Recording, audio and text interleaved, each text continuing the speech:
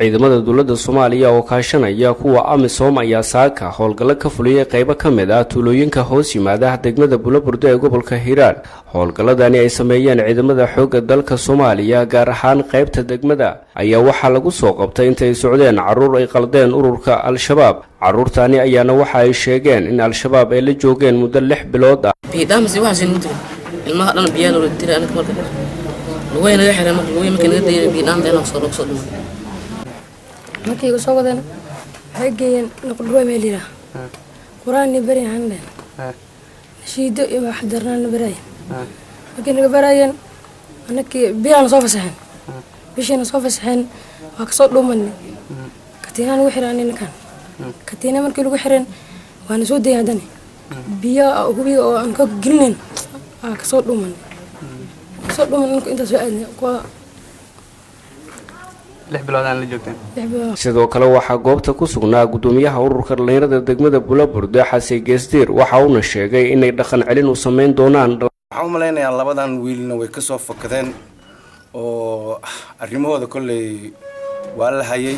marka ciidanka baxayeen waa laga warqabay halka loogu tagay iyo macnaheedu akhbaaraadka ay sheegeen waxa runtii farxad ah in gacanta cadawgana laga soo bixiyo halkan hadda ay ku nabad qabaan ay joogan hawshana macnaheedu ay u taalo insha Allah taala ciidanka xoogga dalka Soomaaliyeed kuwana waa la hayn doona insha Allah taala kuwa maqan ay hayaan cadawgana waa laga soo fujinaya kuwana maamulka la joogi doona insha Allah taala inta dhiman xoogga dalka ciidamada xoogga dalka ayaa macnaheedu runtii dhameystiri doona. ugu dambeyn hadalka waxa soo gabagabeeyay gudoomiyaha degmada Bulaburde Cabdi Daahir Guure Karoore bad saxaafada iyo dhalinyarada iyo odayaasha dhaqanka iyo shaqooyinka kala duwan ee Bulaburde nasiib wanaag maanta waxa Ilaahay noo fududeeyay ku guuleysanay dhalinyarada yararka oo aan qaan gaarin wali nimanka dhaqan qabayaasha ahay ee waalidkood ka xoogeen ay ku haystaan xariiq ciidan kooda ay tababara iyo arrimo ay ku sheegaan wax barayaan diiniga ay ku sheegteen iyaal badan oo ka maqan waalidiintii dhalay laba kamid ah dib gacanteena ugu soo laabtay sida wayahan dambe shaqadooda ay haday waxay sabab ay ka dhigteen in ciyaalka yararka dugsiyada tababaran sameeyna meelaha ka taliyaan dugsiyadii quraanka macallimiintii inay wadaan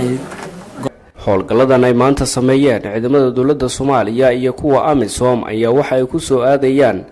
xilli maalmihii la soo dhaafay ay xoogsadeen weerarada ururka Al-Shabaab ay ka geysanayaan qaybo kamid ah dalka Soomaaliya. Shariif Shuuriya Xaashi, Telefishinka Bulsha TV, magaalada Bulaburde.